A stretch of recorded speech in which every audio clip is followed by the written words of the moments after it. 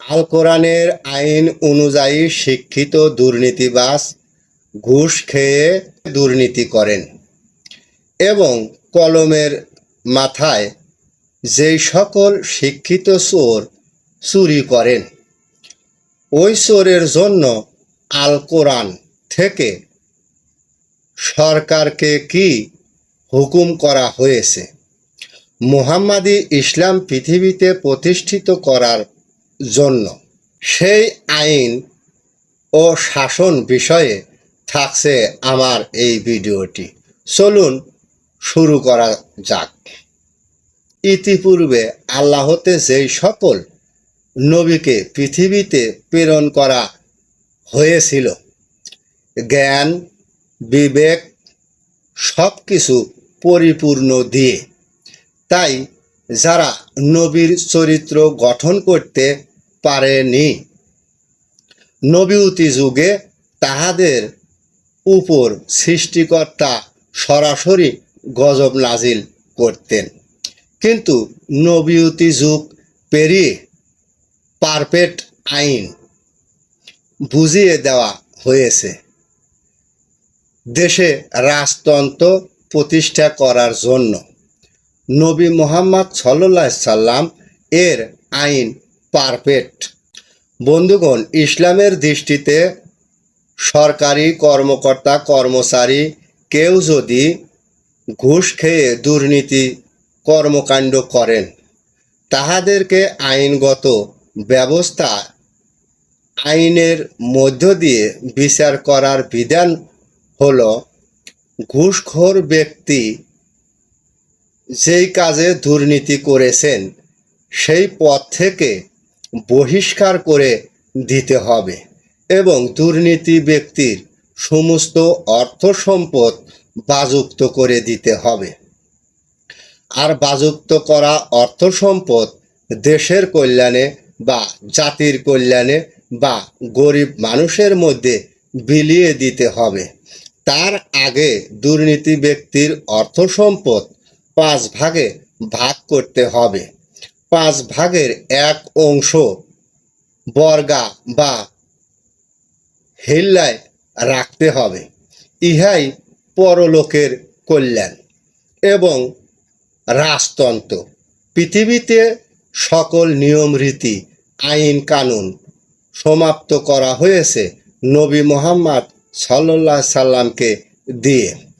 আল্লাহ চায় রাজতন্ত্র প্রতিষ্ঠিত হোক।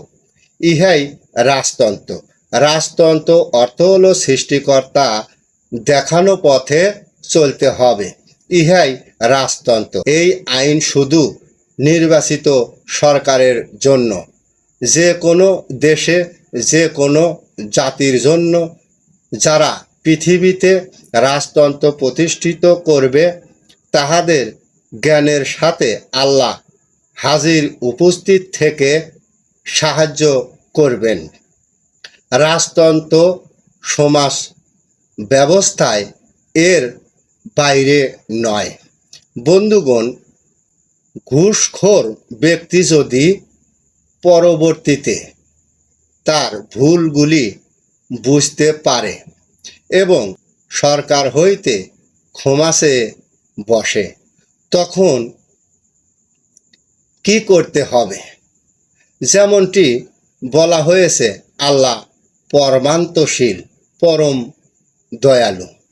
এর অর্থ, যিনি দুর্নীতি করেছেন তাহার অর্থ সম্পদ বাজুপ্ত করার পর ভুল বুঝে ক্ষমা চেয়ে বসে, তাহলে বিচার ব্যবস্থায় হাজির করে দেখা উচিত দুর্নীতি ব্যক্তি ক্ষমা পাইবার উপযোগী কিনা।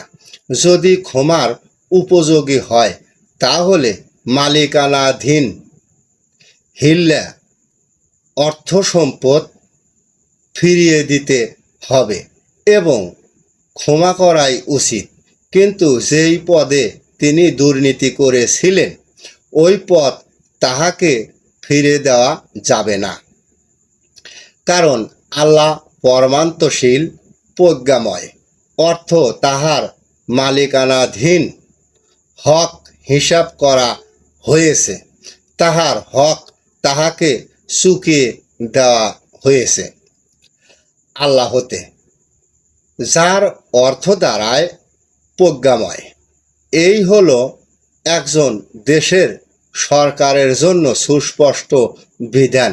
বন্ধুগণ, পৃথিবীতে যতদিন রাজতন্ত্র প্রতিষ্ঠিত না হবে ততদিন কোনো দেশের মানুষের শান্তি আসবে না। বন্ধুগণ, দেশের মোল্লা মুন্সিরা বলতে পারেন এই আয়াতে নবীর কথা বলা হয়েছে, কিন্তু সরকারের কথা তো বলা হয় নাই। তাহাদেরকে বলছি, বস্তুত নবীয়তি যুগে যিনি নবী, বেলায়েতের যুগে তিনি সরকার। সরকার হলো সর্বজাতিকে পরিচালনা করেন, আর নবী তাহাকেই বোঝানো হয়েছে যিনি জ্ঞান দিয়ে আল্লাহ সম্পর্কে সর্বজাতিকে বুঝাতে পারেন। নবী হলো একটা চরিত্র, কারণ নবী আমার হায়াতে মোর সালিন, আর দেশ ও জাতিকে পরিচালনা করার জন্য যেই নবী, এই দুইয়ের মধ্যে তফাৎ রয়েছে। কিন্তু বস্তুত যিনি দেশ পরিচালনা করবেন গণমানুষের গণনির্বাচিত হয়ে দেশে রাজতন্ত্র প্রতিষ্ঠা করার জন্য, নবী মুহাম্মদ সাল্লাল্লাহু আলাইহি সাল্লাম এর আইন পারফেক্ট। বন্ধুগণ, বিদায় নিবার আগে বলতে চাই, আমাকে ভুল ধরার আগে সূরা আনফালের 60 নম্বর, 61, 62, 63, 64, 65, 66 এবং 67, 68, 69, 70 দেখে নেবেন। সূরা নম্বর 8, আয়াত নম্বর 67। সবাইকে এখানেই বিদায় জানিয়ে খোদা হাফেজ।